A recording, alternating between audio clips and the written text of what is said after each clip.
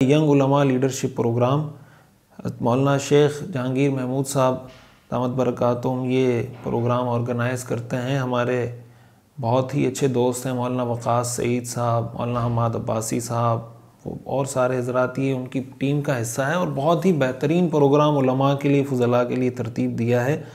इस साल ये 12 ता 26 फरवरी 2024 मुनक़िद हो रहा है फ़ुज़लाए किराम के लिए।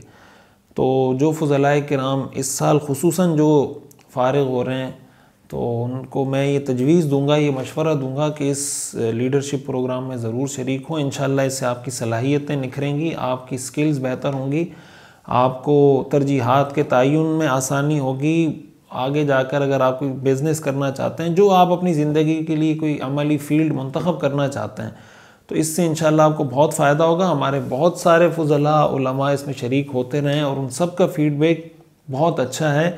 तो बहुत ही मयारी, बहुत ही अच्छा काम कर रहे हैं। तो आपके पास अगर मौका है तो मैं आपको ज़रूर इसका मशवरा दूंगा कि ज़रूर आप इसमें शिरकत करें। जज़ाकुमुल्लाहु खैरन।